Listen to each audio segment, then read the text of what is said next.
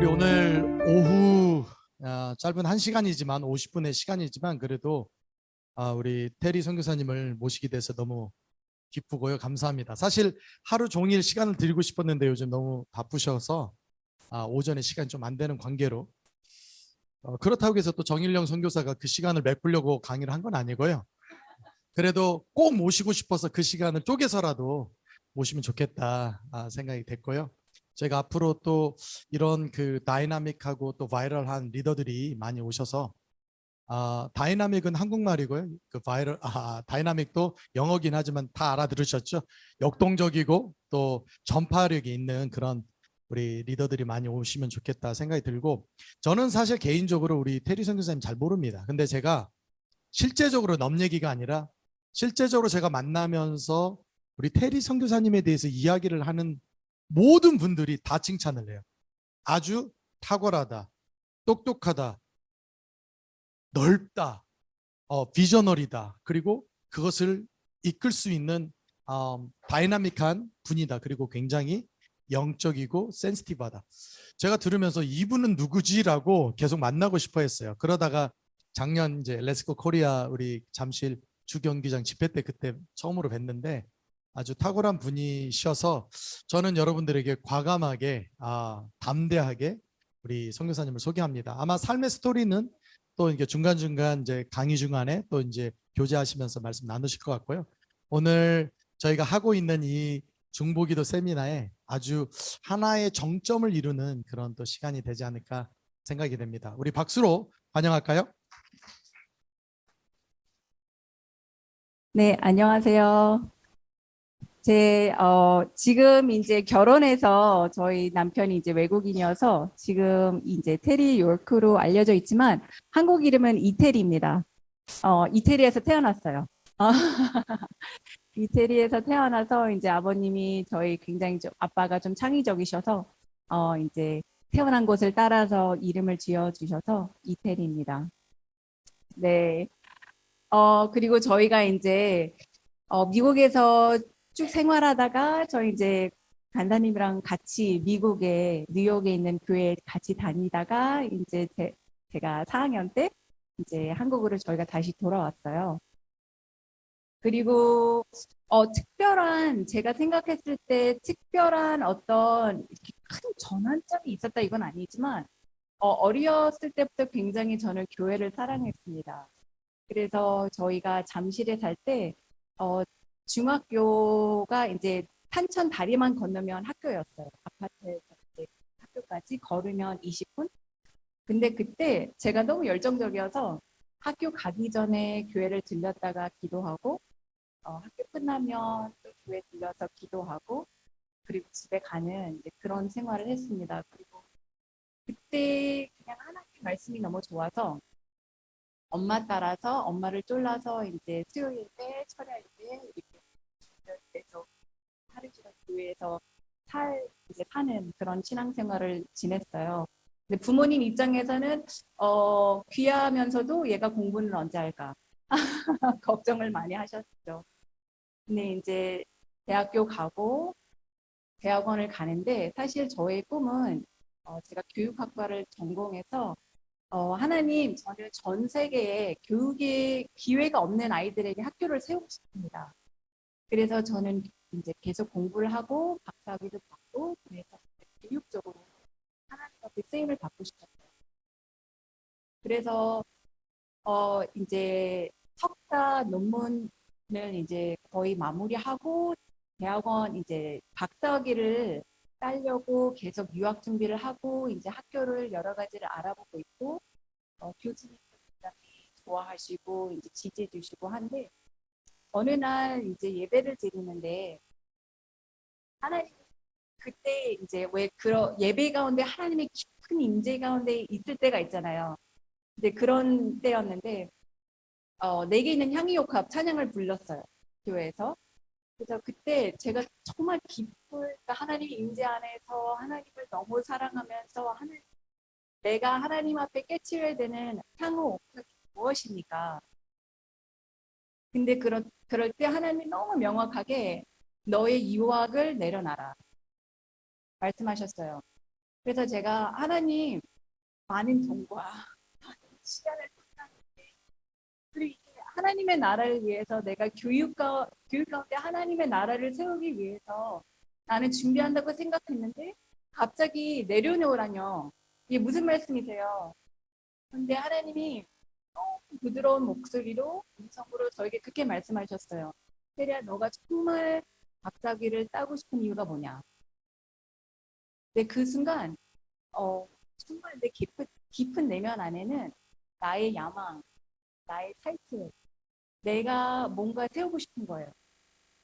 그래서 하나님이 그런 나의 깊은 내면을 보게 하시면서 세리야 나를 신뢰하고 이제 내려가.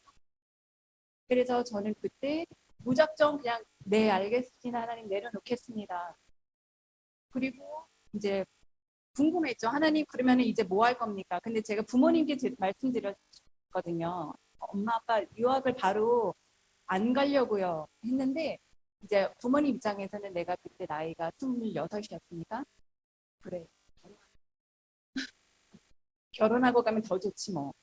그리고 부모님은 이제 모르시고 그냥 그래 좀 기다렸다 가. 그런데 하나님이 제 내면 안에 어떻게 이제 말씀하고 계신지는 모르셨죠 부모님은. 근데 계속 기다렸어요. 하나님 그러면 성과도 이제 졸업하고 무엇을 하기를 원하세요 했는데 정말 우연하게 이렇게 친구를 통해서 어떤 사역하시는 분 만나거나 내가 영어 예배를 갔는데 옆에 있던 분이 갑자기 예언을 하거나 그래서 우연찮게 예언하시는 분들을 만났어요. 그분들이 말씀하기를 테리자매님 하나님 중보자로 세우기를 원하세요. 그래서 내가 그래 할 것도 없는데 중보기도 학교를 할까? 그래서 아는 언니가 브리스길라 중보기도 학교를 소개시켜 주셨어요. 그래서 2007년에 저희 간사님과 함께 그때 저희 간사님이셨는데 그때 제가 중보기도 학교를 했습니다. 그리고 저는 그때 그냥 이렇게 정말 한 걸음 한 걸음 그냥 하나님 말씀하시는 거를 따라간다고 생각을 하고 있는데 저는 사실 그래 중보기도 학교하고 그 다음에 이제 하나님이 또 다시 교육에 대해서 말씀하시지 않을까 생각을 했거든요. 근데 갑자기 그 학교에서 사역하는 뭐 여러 가지 서로 이제 기도해 주는 시간이나 아니면 예언 기도 받는 시간이나 아니면은 여러 가지 되게 작은 모임들에서 하나님이 선교에 대해서 말씀하시는 거예요. 그래서 이거는 무슨 아니 보내는 선교사다. 그냥 계속 이제 사실 듣기 싫었어요. 나는 선교에 대해서 한 번도 본 적이 없는데 하나님 갑자기 왜 그러시냐. 그런데 이제 저희가 그때 아울리츠를 갔어요. 저희 학교에서. 그래서 북유럽서부터 이제 노르웨이 도착해서 이제 베이징까지 가는 13일 만에 베이징까지 가는 이렇게 횡단을 했어요. 저희가 날마다 하루는 노르웨이, 그 다음에는 스웨덴, 그 다음에는 핀란드, 그 다음에는 이제 모스크바 그리고 나서 대륙 횡단 열차를 타고 저희가 이르크츠크까지 횡단을 했어요. 근데 이제 나이 드신 분들이랑 여행을 하다 보니까 이분들이 물론 선교사님 그 이제 거기 계시는 선교사님들한테 들으려고도 했지만 이제 또 저희가 대륙 횡단 열차를 타니까 이민 가방에 한국 음식을 저한테 사오신 거예요. 근데 나는 이제 브리스길라 학교에서 제일 젊으니까 그 두 이민 가방을 기차역마다 끌고 다니라고 참 고생 많이 했습니다. 정말 맛있게 먹었지만 여행 가실 때 그러지 마세요. 몸이 많이 피곤합니다. 특히 그걸 들어줘야 되는 젊은이들을 더 피곤합니다. 그래서 이제 저희가 정말 가는 곳마다 저희가 그 대도시에서 수도에서 기도하고 예배하고 그리고 하나님의 말씀 선포하고 그다음에 계속 이렇게 이동하는 그런 이제 여행을 했는데 전도 여행을 했는데 대륙 횡단 열차 안에서 저희가 소그룹별로 같이 있는 시간이 엄청 많잖아요. 3박 4일, 그때 아마 4박 5일. 정말 그때 하는 게 예배와 기도와 말씀 나눔과 묵상 나눔밖에 없었어요. 네. 그래서 더 잘 들리시나요? 네. 그래서 정말 서로를 위해서도 기도 많이 하고 삶을 많이 나눴어요. 제가 이제 제일 어렸죠. 그 자리에서 저는 26살이었으니까 그때 이제 이분들이 기도를 하시는데 테리자매 테리자매가 선교의 길로 가는 게 자꾸 보여. 그래서 근데 저는 그때 하나님이 이제 여러 번 말씀하시니까 이제 알겠는 거예요. 하나님 알겠습니다. 근데 제가 막 울었어요. 이거를 부모님한테 어떻게 말씀을 드릴까? 곱게 키웠더니 얘가 또 무슨 뚱딴지 같은 소리를 하냐 이러실까봐 정말 저는 너무 떨렸어요. 근데 이제 그 같이 기도해 주시는 브리스길라 저희 자매님들이 계속 격려를 해주시면서 테리야, 테리자매 엄마한테 말씀드릴 때 이렇게 말씀드려. 테리자매 우리가 이렇게 기도해 줄게. 그리고 그래서 그때 정말 많은 격려를 받았어요. 저희 브리스길라 자매님들로부터 계속 기도해 주시면서 격려해 주시면서 아, 이제 하나님이 나를 선교의 이제 그 길로 인도를 하시는구나 하고 이제 한국에 돌아와서 마음을 단단히 먹고 이제 부모님께 말씀을 드렸어요. 근데 그럴 때 저는 사실 이제 제가 큰 딸이고 오빠도 있지만 제가 그래도 이렇게 큰딸 노릇을 잘했거든요. 그래서 부모님이 저를 참 의지를 많이 하셨어요. 그래서 저는 사실 죄책감도 있었거든요. 하나님, 내가 떠나면, 내가 가면 우리 부모님은 누가, 물론 이제 이렇게 오빠하고 여동생은 있지만 그래도 부모님이 나를 많이 의지하셨는데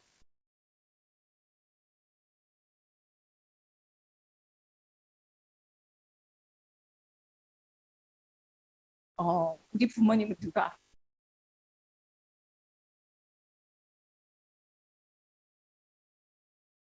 너무 오래된 일인데 왜 모르겠어요. 제가.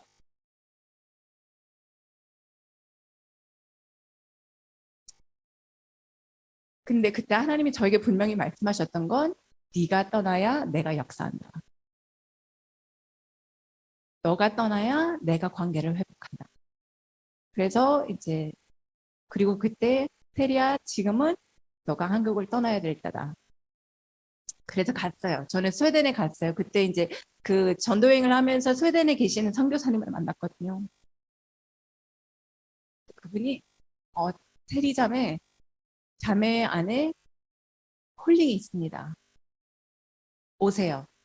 하고 이제 갔습니다. 갔는데 사실 저는 이제 유학의 꿈도 포기하고 그래도 부모님의 그 이해하지 못하시는 그 가운데서 떠났기 때문에 저는 가면 정말 놀라운 사역을 할 줄 알았어요.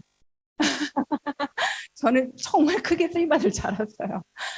그런데 갔는데 YMBA에 갔어요. 스웨덴에 있는 시골에 있으니까 좀 열악했어요. 그런데 첫 1년을 하스피 하면서 부엌에서 이제 그 요리하고 그리고 이제 그 오전에는 요리하고 오후에는 이제 방 청소했어요. 다림질하고 강사님들 오기 전에 다림질 다 하고 방 만들고 청소하고 그런데 이제 몇 개월이 지나면서 저 하나님한테 좀 화가 나는 거예요. 하나님, 저 청소시키려고 여기 보내셨어요? 저는 그래도 나름대로 내 꿈을 포기하고 왔다고 생각했는데 왜 큰 사역을 하면서 많은 이 간증거리가 있는 게 아니라 왜 저 날마다 양파 깎아야 되고 날마다 커피 끓여야 되고 날마다 왜 제가 청소를 해야 됩니까? 나도 곱게 자랐는데 그러면서 너무 자존심이 상하는 거예요. 그리고 또 이제 저한테 이렇게 힘들었던 건 스웨덴과의 문화가 정말 달라요. 그래서 그 문화 충격이 사실 저한테는 크게 다가왔어요. 나도 이제 나름 미국에서 살았고 영어도 하고 그래서 이제 친구 사귀는 거는 어렵진 않았는데 문화적으로 참 많이 달랐어요.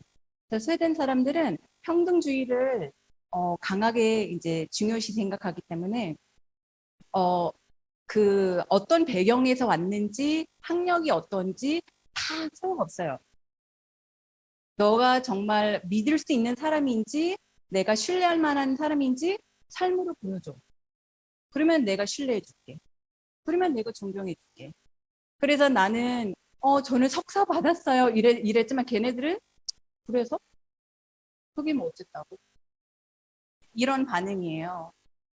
그리고 그때 이제 그 리더가 저를 신뢰해서 이제 스태프를 세워주고 나중에는 스쿨 리딩도 했거든요. 그런데 이제 이 유러피안 친구들을 제가 인솔하고 전도여행을 갔는데 한국은 왜 그런 거 있잖아요. 리더가 이거 합시다. 그러면 아멘 하고 따라가잖아요. 근데 제가 중국에 이제 여러 번 갔는데 중국에서 이제 지진 난 곳이 있으니까 저희가 가서 예배하고 중보기도 하고 하나님의 약속을 선포할 겁니다. 이렇게 했는데 저희 이제 스웨덴 스태프들은 저를 보면서 왜? 그래서 순간 저는 그런 생각을 했죠. 내가 동양인이라서 나를 무시하나? 이게 인종차별인가? 그리고 이제 이 백인 남자들 앞에서 얘기를 했을 때, 왜? 하고 했을 때, 아, 얘네들이 내가 여자라서 그런가? 사실 그 생각이 가장 먼저 떠올랐어요. 그런데 이제 걔네들이 왜라고 물었을 때, 나는 그거를 어떻게 보면은 신앙생활하면서 너무 당연시 여긴 거를 이제는 제가 성경적으로 설명을 해줘야 되는 거예요. 왜 예배가 필요하고, 왜 우리가 기도해야 되고, 왜 말씀을 선포해야 되는지 성경적으로 풀이를 해주니까 얘네들이 그래 너무 좋다 가자 그러는 거예요. 그래서 그거를 몇 번 경험을 했어요. 그래서 내가 이게 나는 너무 쉽게 인종차별 이렇게 생각을 했지만 성차별 이렇게 생각했지만 이거는 결국에는 그냥 문화 차이였구나. 얘네들은 이해함 없이는 움직이지 않는구나. 그거를 배웠어요. 그래서 이제 항상 리딩 할 때마다 그리고 이제 물어보죠. 너희는 어떻게 생각해? 너희는 어떻게 했으면 좋겠어? 그거를 물어보지 않는 리더는 그들이 따르잖아요. 그냥 자기 마음대로 이렇게 하자 하고 따라가야 되는 거는 그들이 이해하지 않아요. 왜냐면 그렇게 교육을 그렇게 하지 말라고 교육을 받았어요. 그냥 비판적인 사고 없이 따라가는 거는 안 된다라고 어렸을 때부터 교육을 받았고 사람이 말하지 않는데 그것을 추측하는 거 그건 옳지 않다라고 교육을 받은 거예요. 그래서 내가 얘네들이랑 이제 일을 하면서 배운 거는 모두의 목소리가 중요하구나. 리더만의 목소리가 아니라 모두의 목소리가 중요하구나. 얘네들이 몇 살과는 상관없이. 사실 이제 한국인들이 좀 이렇게 젊어 보이잖아요. 더 어려 보이잖아요. 이 서양 사람과 비교했을 때.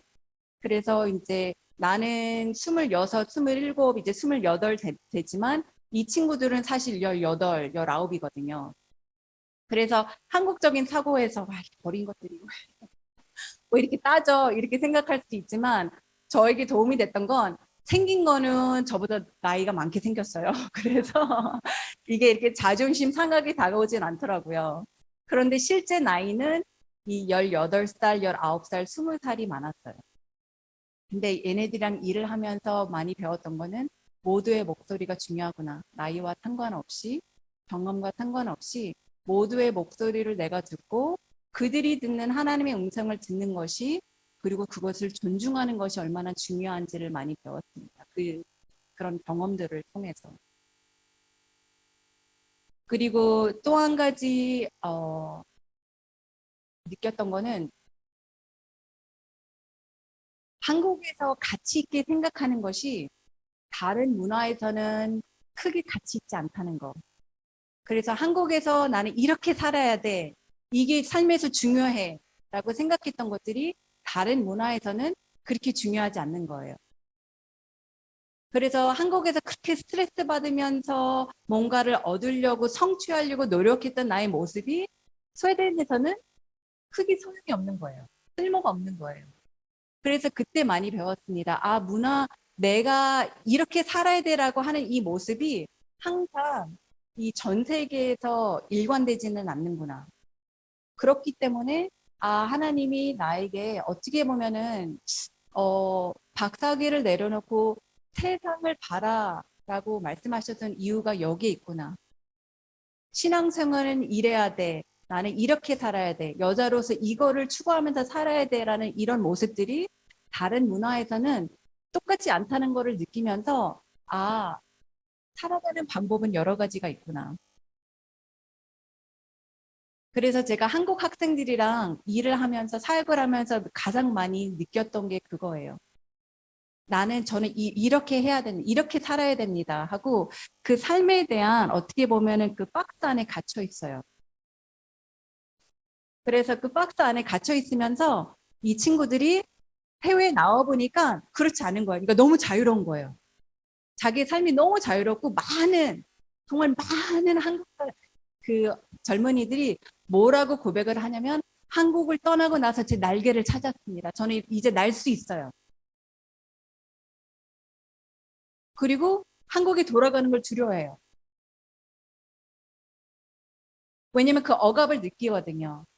나는 한국에 가면 좋은 대학 가야 되고 좋은 직장 얻어야 되고 시집은 이렇게 가야 되고 시집 가고 나서는 이렇게 살아야 되고 이런 데서 이런 아파트에서 살아야 되고 이런 그 억압을 느끼거든요. 근데 해외에 나가서는 그거를 가치롭게 생각하지 않으니까 갑자기 숨이 트이는 거예요.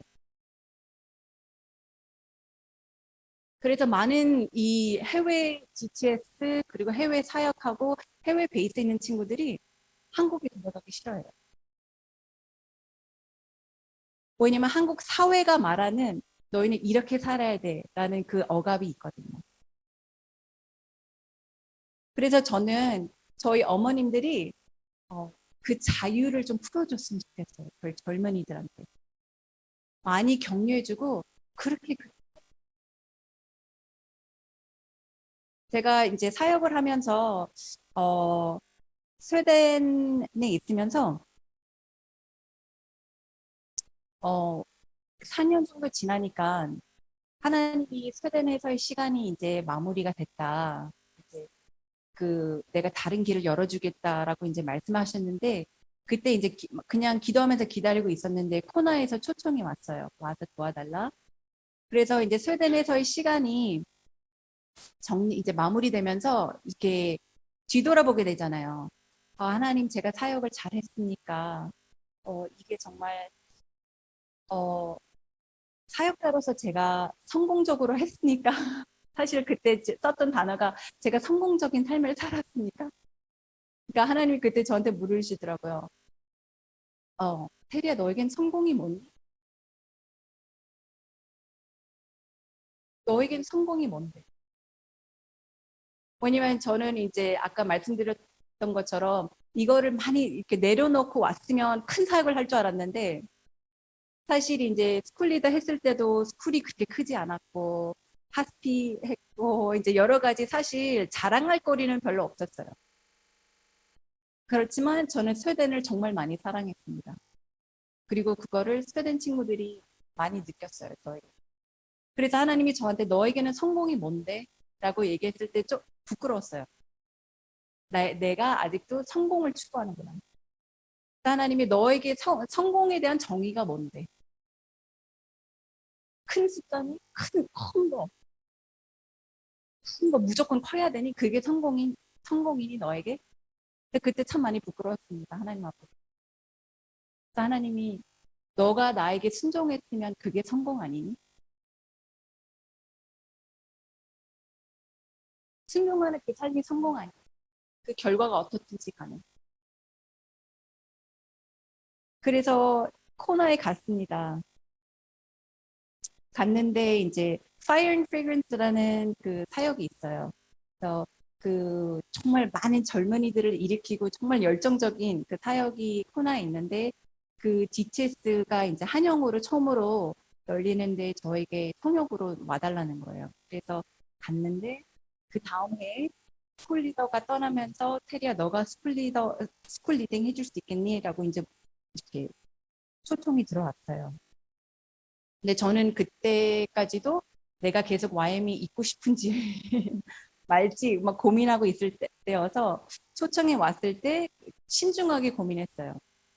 근데 예배를 드리는데 제가 코나에서 6개월 동안 있으면서 느꼈던 게 뭐냐면 미국의 많은 젊은 리더들이 젊은 애들이 리더십을 가지고 사역을 하고 있는 거예요. 이제 스쿨 리더를 하거나 아니면은 어떤 이제 디파트먼트를 이끌거나 굉장히 어린 친구들이 자유롭게 이렇게 사역을 하고 있더라고요. 그리고 이제 그의 반면에 한국 DTS는 그 평균적으로 나이가 좀 더 많았어요. 저희 사역자분들이. 그래서 제가 예배를 하면서 기도를 하는데 그 생각이 들었어요. 하나님, 우리나라 청년들이 뭐가 부족해서 왜 그렇게 리더십 발휘를 못합니까? 저희가 뭐가 부족해서요? 그래서 스웨덴에 있을 때 스웨덴 친구들이랑 그 얘기를 많이 했거든요. 이제 문화적으로 저희가 약간 이제 장난반, 진단반으로 얘기한 건데 이제 그 문화적으로 예를 들어서 기타를 친다. 그러면은 미국 애들은 기타를 잘 못 쳐도 나는 기타 칠 수 있어. 내가 예배 인도할게. 이렇게 말해요.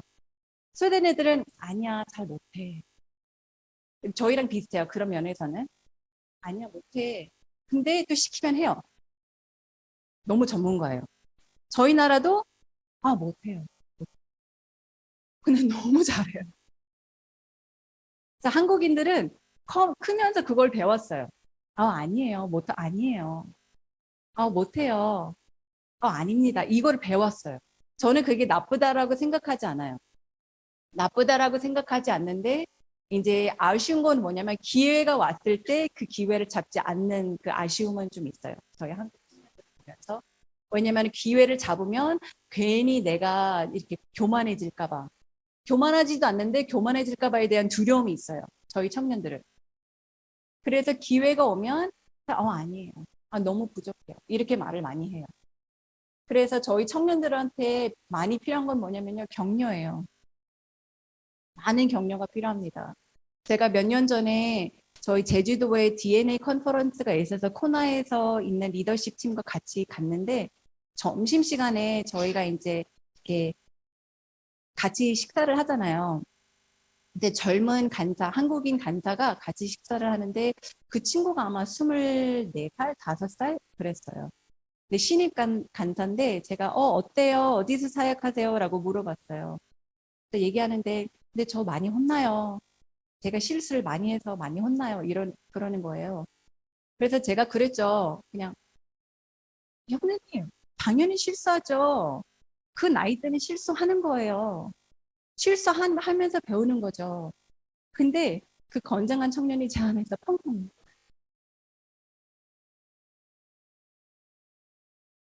제가 같이 묵상 나눌 때 느끼는 게 있어요. 묵상 나눔을 하면 저희 미국인 친구들은 하나님 강하십니다. 하나님은 능력이 많으십니다. 이렇게 굉장히 파워풀한 이거를 많이 나눠요. 한국 친구들은 저의 이 깊은 이 내면 안에 교만이 있음을 제가 느꼈습니다. 저는 제가 많이 부족함을 느꼈습니다. 근데 다 자기가 못하는 것만 나누는 거예요. 근데 물론 하나님 앞에 그 회개에 대한 마음이 열려 있다는 거는 너무 아름답거든요.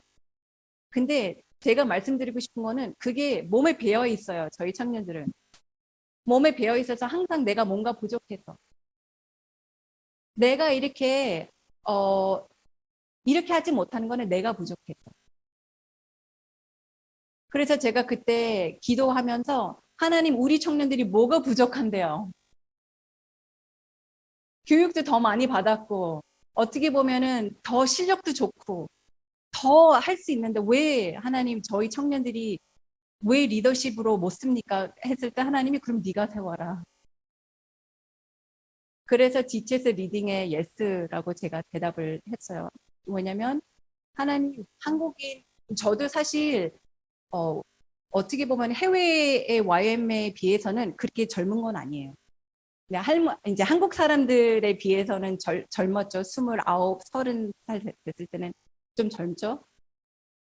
그래서 제가 그러면 하나님 제가 후배들을 제가 세우는 거에 하나님이 저를 이제 쓰신다고 하면은 저도 최선을 다하겠습니다. 그래서 그때 저희가 이제 DTS를 인도하면서 그냥 애들이 정말 엉뚱한 이야기지만 이렇게 하면 좋을 것 같아. 그래 해. 무조건 해. 할 수 있어. 너 할 수 있어. 그리고 이제 통역도 이제 아이들이 자신 없어 하면 괜찮아. 괜찮아. 그러면서 배우는 거야. 그리고 너에 대해서 통역을 불평하는 사람들은 자기들 보고 하라 그래. 실수하면서 배우는 거야. 그래서 많이 이렇게 세워줬어요. 근데 제가 느낀 건 우리 청년들이 가장 필요한 거는 칭찬, 격려, 실수도 돼. 괜찮아. 몰라도 돼. 신학적으로 교리 다 몰라도 돼. 괜찮아. 그냥 해봐.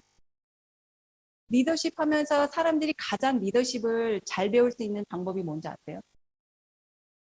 경험이에요. 경험. 아무리 이론적으로 배우고 많이 책 읽고 많이 얘기하고 이래도요. 리더십은 경험하면서 배우는 거예요. 그래서 우리 청년들에게 필요한 거는 경험이에요. 무조건. 그리고 실수할 거예요. 그리고 되게 좀 생뚱맞을 거예요. 저희가 봤을 때는 부족하죠.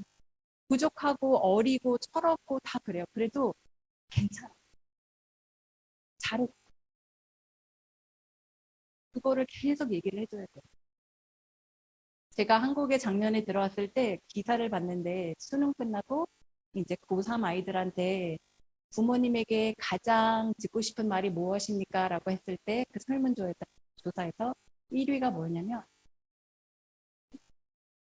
진짜 잘한 잘한 근데 그거는 저희 고3 아이들만 아니라요. 저희 한국 청년들 젊은 청년들이 가장 듣고 하고 싶은 말이 자랑스럽다. 잘했어.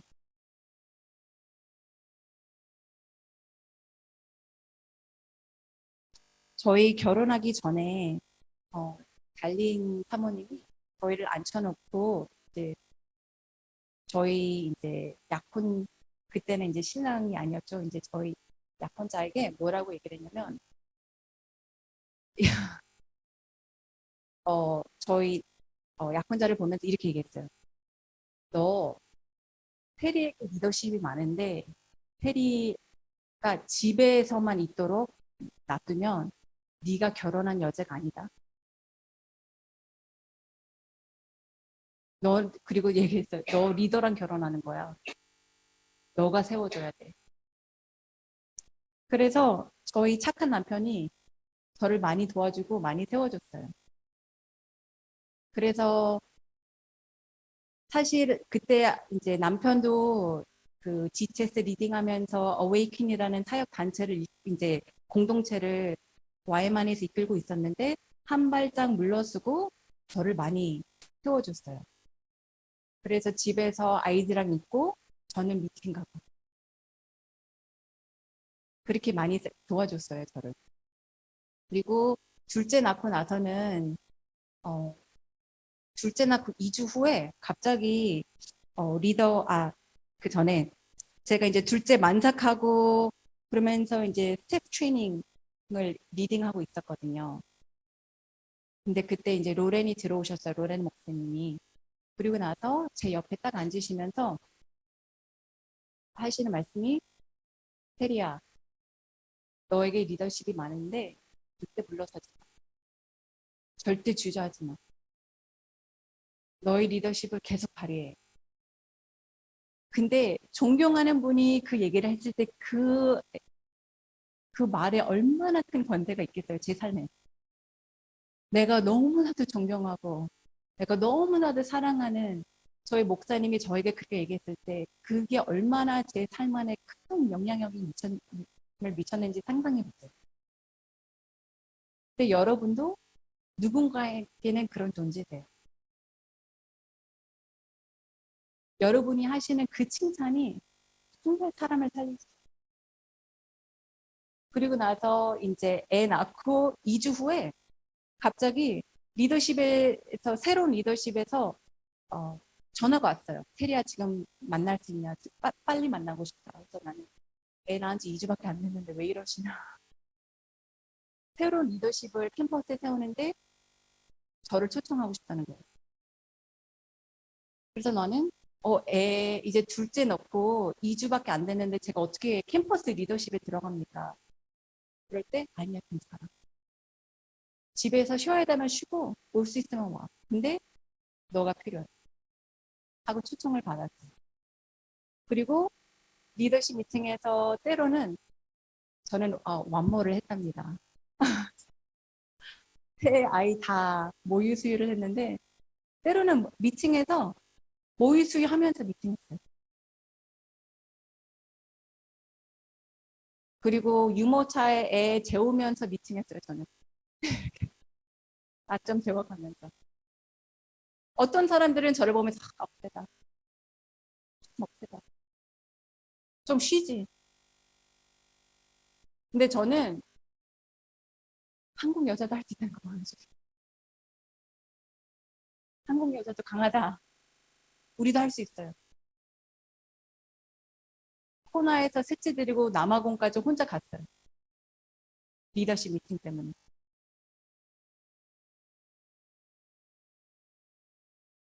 그러면서 저는 그냥 하나님, 한국에서 한국 엄마는 이렇다라고 이렇게 어떻게 보면은 온 사회가 말하는 거를 저는 그렇게만 살면 이제 살지 않아도 된다라는 거를 저는 스웨덴 엄마들을 보면서 미국 엄마들을 보면서 노르웨이 엄마들을 보면서 많이 봐왔기 때문에 한국 여자도 그렇게 할 수 있다라는 거를 저도 한번 경험해 보고 싶었어요.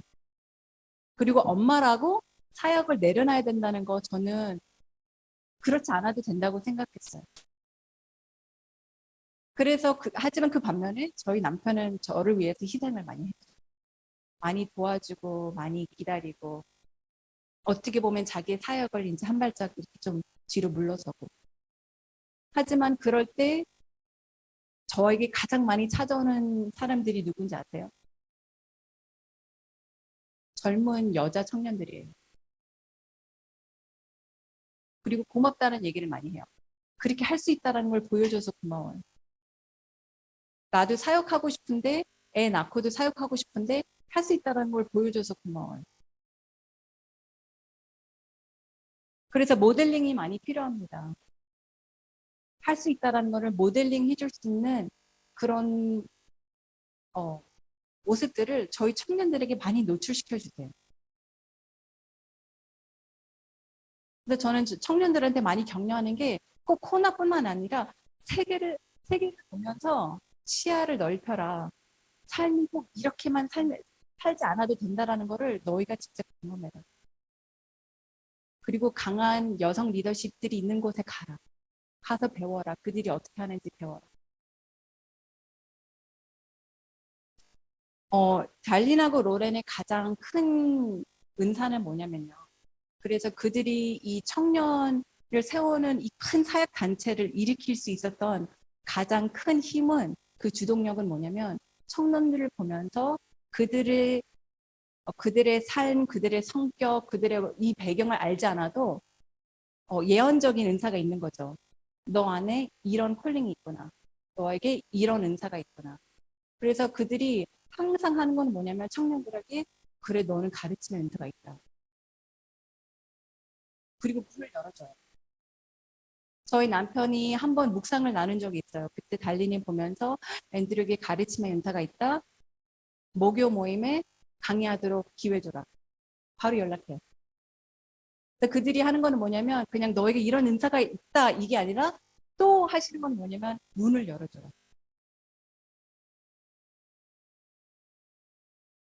그게 또 어머님들, 아버님들의 역할입니다. 문을 열어주는 거.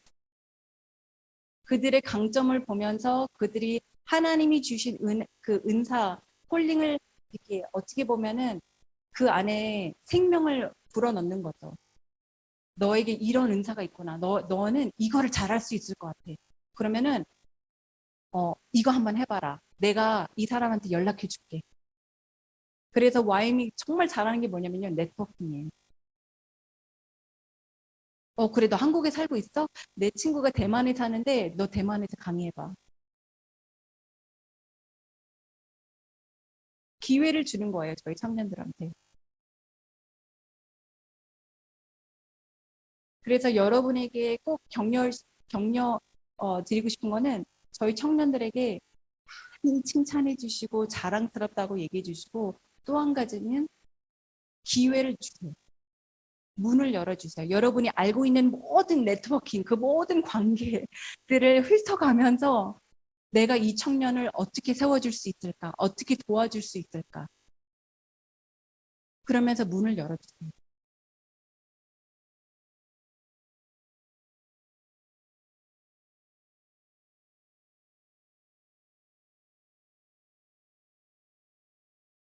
또 한 가지는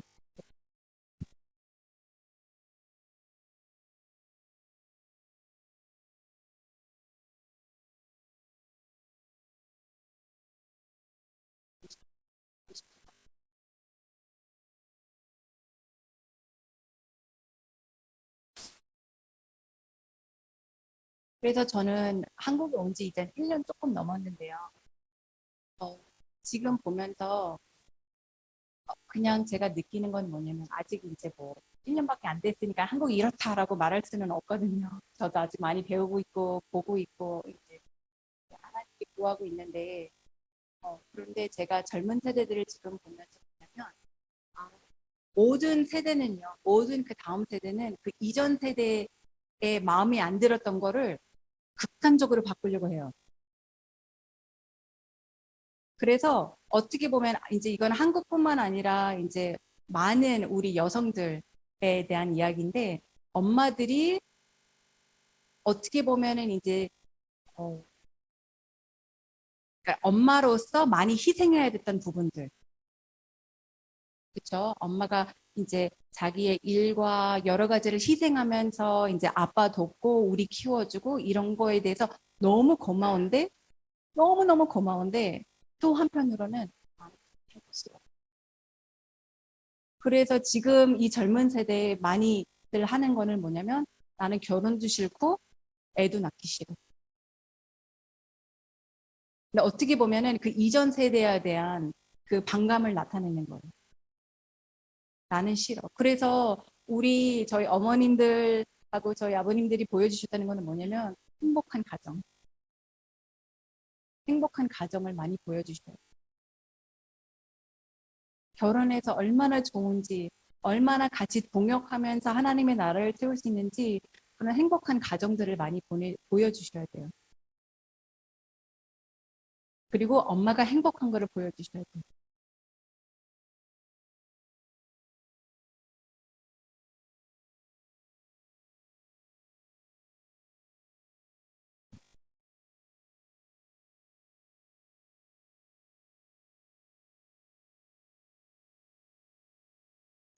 그리고 또 한 가지 이제 청년들을 위해서 기도할 때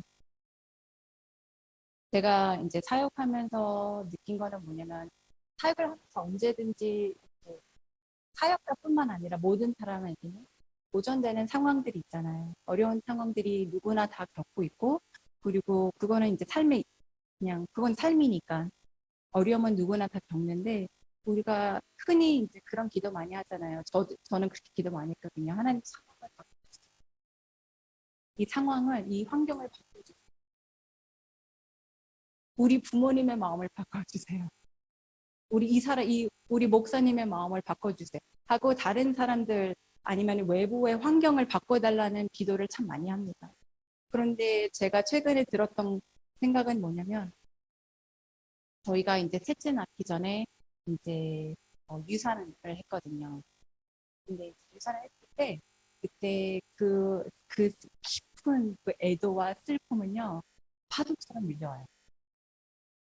파도처럼 팍 느껴져요. 이게 그냥 내가 통제할 수 없을 만큼의 그 슬픔이 확 이렇게 느껴올 때가 있어요. 어. 하지만 그 깊은 슬픔 안에서 또 느껴졌던 거는 뭐냐면 세상이 이해할 수 없는 평안이었어요. 그 평안함. 그래서 제가 그때부터 그거를 경험하고 나서부터 기도가 바뀌었던 게 뭐냐면 하나님 성을 바꿔달라는 기도보다는 하나님 내 마음을 더 강하게 세워주세요. 어떠한 도전이 와도 하나님 내가 포기하지 않고 그 안에서 내가 강하게 설 수 있도록 저를 강하게 세워주세요. 하나님이 누구인지 내가 기억하고 하나님의 그 성품을 내가 붙잡을 수 있는 힘을 주세요. 하나님 내가 재정 때문에 고민할 때도 하나님, 주님이 신실한 아버지라는 거를 내가 기억할 수 있도록 도와주세요. 그래서 저희 청년들을 위해서 기도할 때는 편안한 삶을 위해서 기도하지 마세요. 편안한 삶보다는 하나님 어떠한 시련과 어떠한 어려움이 닥쳐와도 그 안에서 정말 강하게 하나님의 말씀을 붙잡을 수 있는 강한 청년이 되게 해달라고 기도했어요. 그래서 그 안에서 하나님이 나를 더 강하게 세우실 수 있어요. 내 성품을 하나님이 더 하나님 예수님을 닮아갈 수 있도록 바꿔달라고 기도해 주세요. 저희 한국 YM에서도 많이 이제 말씀 나누는 저희 친구가 있는데 댄 바우먼이라고 아시죠? 저희 댄 바우먼의 이제 간증 중에 하나는 뭐냐면 감옥에 이라크의 이란에서 감옥에 gat혔을 때 엄마의 기도는 풀어주세요가 아니라 하나님 우리 아들이 그 감옥 안에서 배워야 하는 모든 것들을 배울 때까지 배울 때까지 풀어주지 마. 아들은 엄마는 어떻게 그렇게 기도할 수 있어? 라고 나중에 와서 좀 원망했지만 그게 그 엄마의 기도였습니다. 그래서 그리고 제가 로렌 목사님과 이제 일을 하면서 또 배웠던 한 가지가 그거였어요. 어떠한 상황 속에서도 누가 나를 비판하고 그리고 어떠한 시련이 다가왔을 때 우리가 가장 첫 번째로 물어야 되는 거는 하나님 내가 이 상황에서 배워야 하는 것이 무엇입니까? 그래서 저희 청년들의 그 환경을 바꿔달라고 아니면 환경을 더 좋게 해달라고 기도하지 마시고 그 안에서 하나님 그 청년이 건강하게 설 수 있도록 하나님의 사람이 될 수 있도록 세워주세요. 그거를 위해서 기도했어요. 그리고 저희 청년들을 보면서 성공은 꼭 이렇다라고 정의 내려주지 마세요.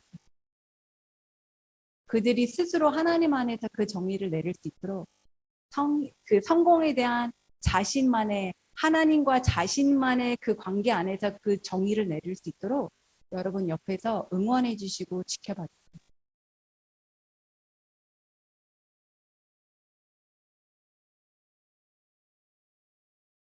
네.